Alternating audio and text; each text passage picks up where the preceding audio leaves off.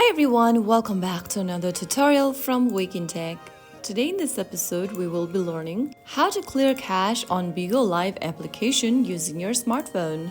To clear cache on Bigo Live, first of all, launch open the Bigo Live application on your device and log into your account.